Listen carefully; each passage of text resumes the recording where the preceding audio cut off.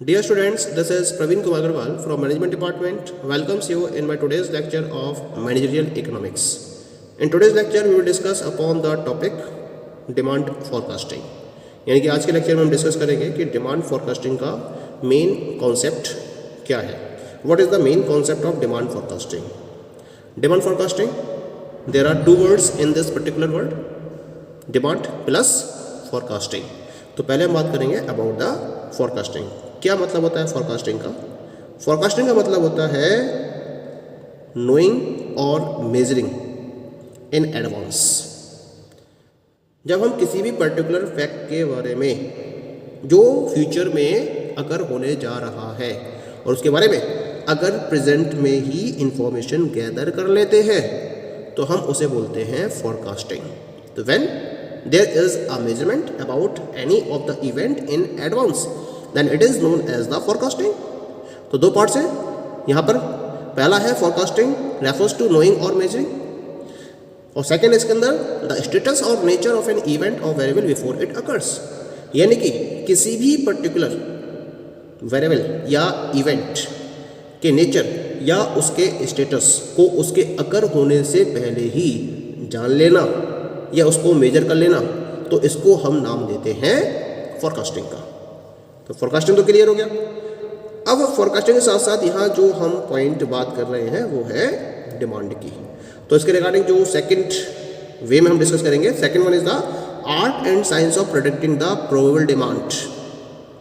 क्योंकि demand word connected है ना इसके साथ में, तो फोरकास्टिंग तो समझ आ गई कि कोई भी इवेंट है या कोई भी वेरिएबल है उसके अकर होने से पहले अगर हम उसके स्टेटस या नेचर को एडवांस में मेजर कर लेते हैं तो ये क्या कहलाती है? फोरकास्टिंग कहलाती है.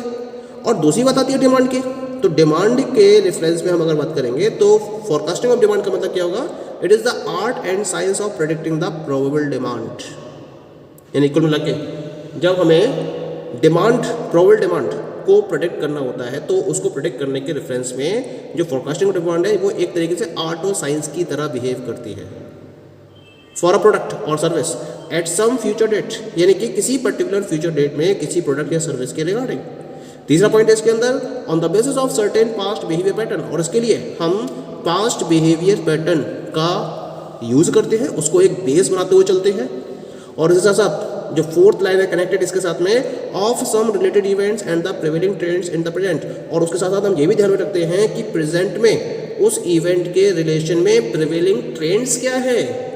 What are the prevailing trends in the present of that particular product, इनको भी कंसीडर किया जाता है और उसके बेसिस पर फोरकास्टिंग ऑफ डिमांड को पॉसिबल किया जाता है. तो इसकी जो कंप्लीट डेफिनेशन बनेगी, क्या बनेगी कंप्लीट डेफिनेशन? कि forecasting of demand is the art and science of predicting the probable demand for a product और service at some future date on the basis of certain past behaviour pattern of some related events and the prevailing trends in the present. तो ये complete definition हो गई किसकी? Demand forecasting की. तो जब हम डिमांड फोरकास्टिंग की बात करते हैं तो किसी पर्टिकुलर फ्यूचर डेट में किसी भी प्रोडक्ट या सर्विस की प्रोबेबल डिमांड को प्रेडिक्ट करने की जो आर्ट है, ये जो साइंस है, उसको हम फोरकास्टिंग ऑफ डिमांड का नाम देते हैं. और इसको फॉलो करने के लिए हम क्या क्या यूज करते हैं? एक तो पास्ट बिहेवियर पैटर्न को बेस मानते हुए हम चलते हैं, और इसके साथ साथ जो प्रेजेंट में प्रिवेलिंग ट्रेंड्स हैं उस पर्टिकुलर रिलेटेड या फिर जो भी उससे रिलेटेड इवेंट्स हैं उनमें जो भी प्रिवेलिंग ट्रेंड्स हैं उनको भी ध्यान में रखते हुए हम इस पर्टिकुलर एक्टिविटी को फॉलो करते हैं, तो हम इसे फोरकास्टिंग ऑफ डिमांड का नाम देते हैं. पॉइंट क्लियर हो गया? ठीक है. तो ये तो बात होगी फोरकास्टिंग ऑफ डिमांड की. अब है क्या ये? इसका कंक्लूजन क्या है कि ये केवल एक सिंपल गैस वर्क नहीं है कि आपने आइडिया लगा लिया कि फ्यूचर में मेरे प्रोडक्ट की डिमांड इतनी होगी, एक सिंपल गैस वर्क को आपने फॉलो कर लिया, then it is not the demand forecasting, it is more than the simple guesswork. सबसे पहली बात तो ये ध्यान में रखनी होगी आपको कि जो डिमांड फोरकास्टिंग है ये एक सिंपल गैसिंग वर्क नहीं है.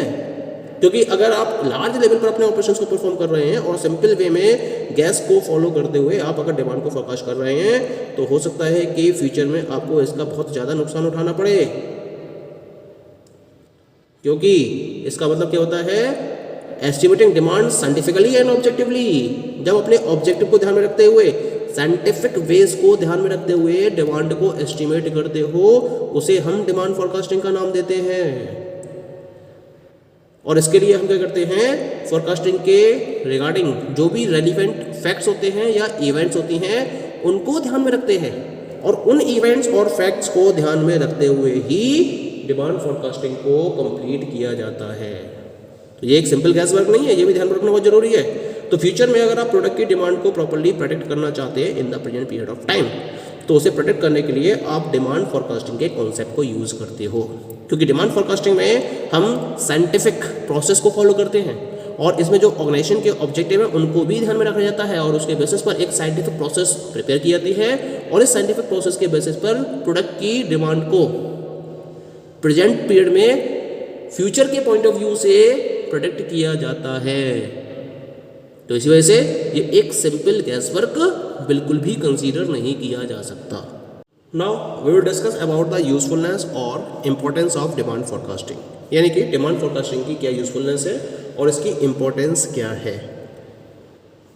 जब हम बिजनेस पॉलिसी के रिलेशन में डिफरेंट टाइप के डिसीजंस को फॉलो करते हैं तो उसके रेफरेंस में डिमांड या फिर सेल्स फोरकास्टिंग एक इम्पॉर्टेंट रोल प्ले करती है। कैसे इसको हम समझ सकते हैं, तो इसके लिए मैंने डिफरेंट पॉइंट्स कंसीडर किए हैं। The very first point is the effectiveness of the plans of business managers depend upon the level of accuracy with which future events can be predicted. सबसे इंपॉर्टेंट पॉइंट क्या रहता है इसके अंदर कि अगर आपको अपनी लेवल ऑफ एक्यूरेसी को ध्यान में रखते हुए प्लान्स की इफेक्टिवनेस को इंक्रीज करना है तो इसके लिए बिजनेस मैनेजर्स को फ्यूचर इवेंट को प्रॉपर वे में प्रेडिक्ट करना ही होगा। यानी कि अगर फ्यूचर के रिगार्डिंग जो भी डिमांड क्रिएट हो रही है या जो भी इवेंट्स अकर हो रही हैं या अकर होने वाली हैं, अगर उनको प्रॉपरली प्रेडिक्ट कर लिया जाता है तो उस केस में जो लेवल ऑफ एक्यूरेसी होगा वो मैक्सिमम होगा और उस मैक्सिमम लेवल ऑफ एक्यूरेसी की वजह से जो एक बिजनेस मैनेजर है वो अपने किसी भी प्लान की इफेक्टिवनेस को और ज़्यादा बढ़ा सकता है। Second point is the importance of demand forecasting has increased on account of mass production and production in response to demand, क्योंकि सबसे ज़्यादा आज की डेट में प्रेजेंट सिनेरियो में जो प्रोडक्शन है किसी भी ऑर्गेनाइजेशन में वो एक तो मास लेवल पर हो रहा है, यानी कि लार्ज क्वांटिटी में कोई भी ऑर्गेनाइजेशन है जो लार्ज स्केल पर ऑपरेट कर रही है तो क्या करती है, लार्ज क्वांटिटी में किसी भी गुड्स के प्रोडक्शन को पॉसिबल कर रही है और उसके साथ साथ डिमांड को ध्यान में रखते हुए ही प्रोडक्शन की प्रोसेस को आगे बढ़ाया जाता है। तो अगर प्रोडक्शन डिमांड के रिस्पॉन्स में है या फिर मास लेवल पर आप प्रोडक्शन को फॉलो कर रहे हो तो उसमें डिमांड फोरकास्टिंग एक अपना इंपॉर्टेंट रोल प्ले करती है, क्योंकि डिमांड फोरकास्टिंग के बेसिस पर जो भी इंफॉर्मेशन आपके पास गैदर होती है उसके बेसिस पर मास प्रोडक्शन के रिगार्डिंग या डिमांड के रिस्पॉन्स के रिगार्डिंग प्रोडक्शन के डिसीजन को हाई लेवल ऑफ एक्यूरेसी के साथ में इम्प्लीमेंट किया जा सकता है। ठीक है, next one C point is forecasting of demand plays a vital role. कहाँ अपना एक वाइटल रोल प्ले करती है डिमांड फोरकास्टिंग। पहला केस बनता है इसके अंदर the process of planning and decision making. तो पहली बात क्या होती है कि ऑर्गेनाइजेशन को प्लानिंग करनी है और डिफरेंट टाइप के डिसीजंस को फाइनलाइज करना है।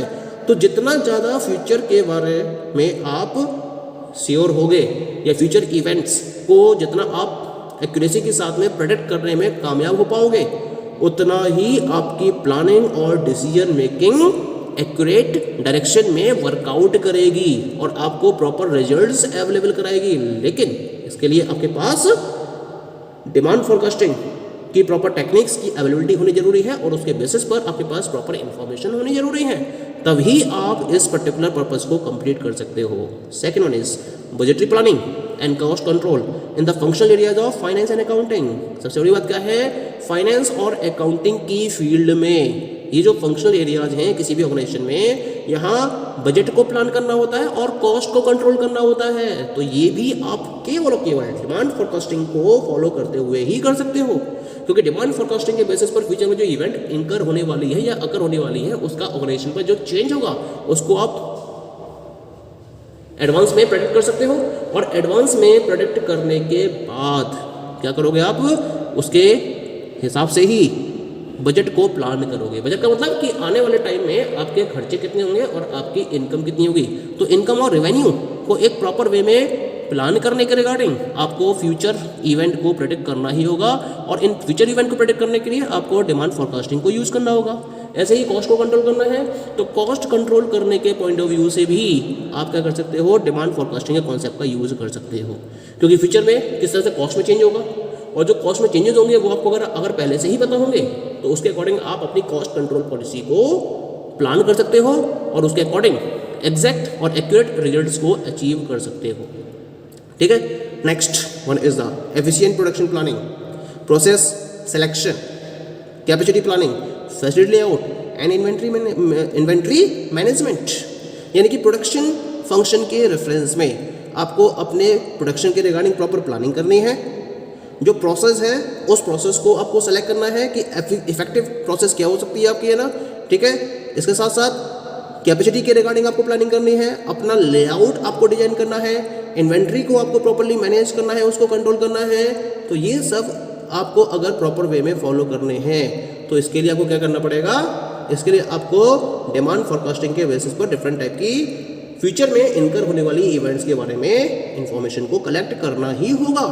उसी के बेसिस पर आप इन पर्टिकुलर पॉइंट्स को अचीव कर सकते हो। ठीक, next one is the production scheduling in advance and obtain all necessary resources and obtain for production such as factors. यानी कि प्रोडक्शन की शेड्यूलिंग करनी है। शेड्यूलिंग का मतलब जो आपके पास इवेंट्स अवेलेबल हैं, जो भी एक्टिविटीज़ अवेलेबल हैं, उनका एक आपको सीक्वेंस डिसाइड करना है।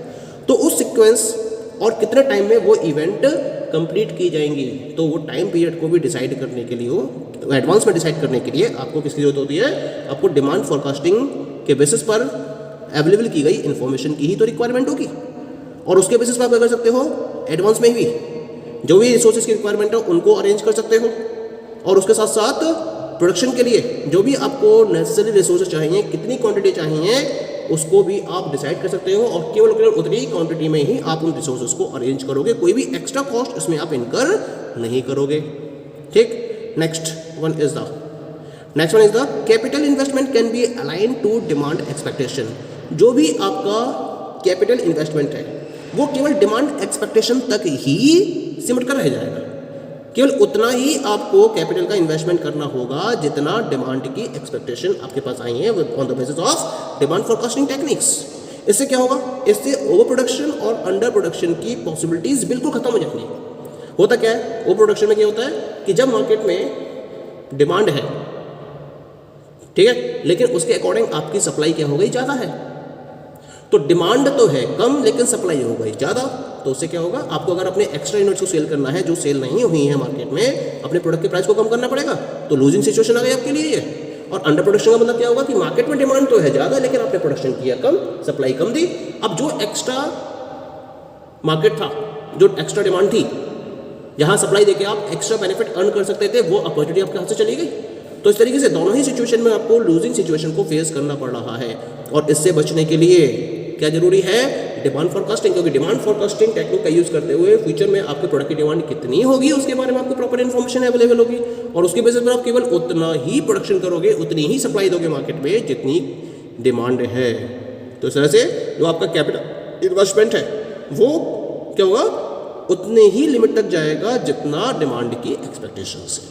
ठीक, and the last one is the formulation of suitable pricing and advertising decisions. और इन फ्यूचर इवेंट के बेसिस पर आप उसी को ध्यान में रखते हुए प्रॉपर प्राइसिंग पॉलिसी को डिसाइड कर सकते हो, और उसके साथ साथ जो भी आपकी प्रमोशनल पॉलिसीज हैं या जो एडवर्टाइजिंग डिसीजंस है उनको भी आप फाइनलाइज कर सकते हो। तो इस तरह से डिमांड फोरकास्टिंग किसी भी ऑर्गेनाइजेशन के रिगार्डिंग उसकी बिजनेस पॉलिसी में या उसकी बिजनेस पॉलिसी डिसीजंस में एक इंपॉर्टेंट रोल को प्ले करती है। Thank you.